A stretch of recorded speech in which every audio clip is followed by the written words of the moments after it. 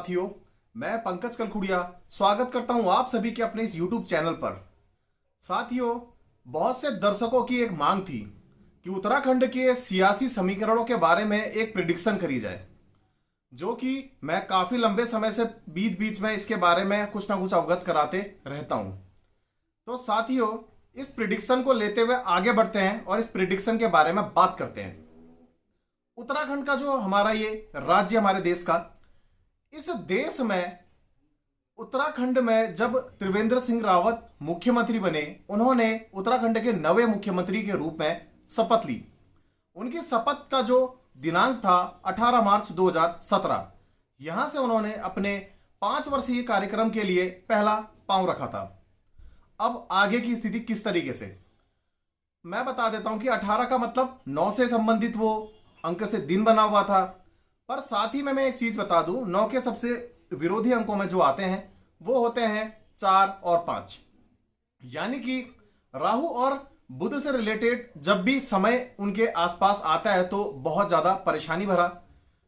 यहां पर को एक चीज और देख लेते हैं। मुख्यमंत्री त्रिवेंद्र सिंह रावत जी, जो कि चंद्रमा से रिलेटेड एक पर्सनैलिटी हैं, और शनि की पोजीशनिंग कुछ ऐसे उनके चार्ट में बनी हुई है जो चंद्रमा को पीड़ित करती है। यानी कि चंद्रमा को पीड़ित करना मतलब मन को पीड़ित करना।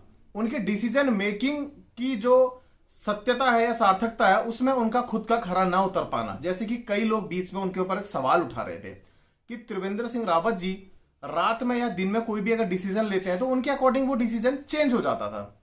होता क्या है, ये जो पर्सनल एयर पे आया हुआ है, ये मंगल पे आया हुआ है और कहीं ना कहीं राहु पे इसका काफी प्रभाव है।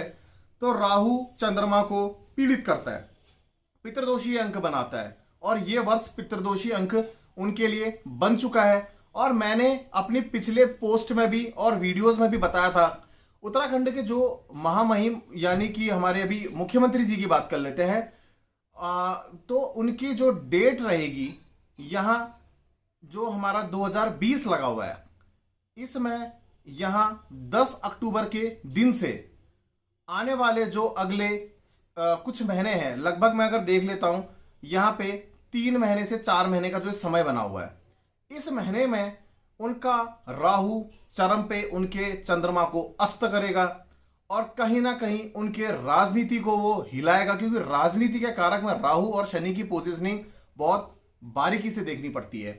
तो मैं आपको इतना जरूर कह सकता हूं अपने अंकों के अध्ययन के आधार पर कि आने वाला जो ये 10 अक्टूबर का कल का दिन है, यहां से जो 3 से 4 महीने रहने वाले हैं, उत्तराखंड की राजनीति के अंदर बहुत बड़ा सियासी तूफान या फिर भूचाल लेके आने वाले हैं। हो सकता है मुख्यमंत्री जी अपनी कुर्सी खो दें और अपने जो डिसीजन, अपने फैसले जनता के आक्रोश की वजह से उन्हें ये आग झेलनी पड़े, इसी वजह से वो अपनी कुर्सी को खो सकते हैं।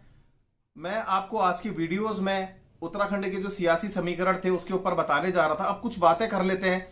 अगर त्रिवेंद्र सिंह रावत का एक एजम्पशन ले लेते हैं कि 2022 तक ये मुख्यमंत्री बने रहते हैं, तो क्या समीकरण बनते हैं।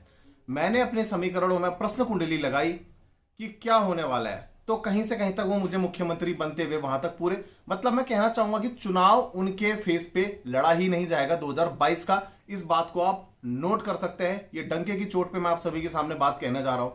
साथ ही में दूसरी बात एक और कह देता हूं मैं कि मुख्यमंत्री जी 1% के लिए अगर 2022 में मुख्यमंत्री के चेहरा बन करके लड़ लेते हैं, क्योंकि ज्योतिष में एक पॉसिबिलिटी भी लेके हम चल लेते हैं, तो क्या होगा, भाजपा की जो अभी सीटें हैं वो 55 से 60% सीटें गिर जाएंगी और 2022 में भाजपा अपनी सरकार बचाने में बहुत मुश्किल में पड़ जाएगी।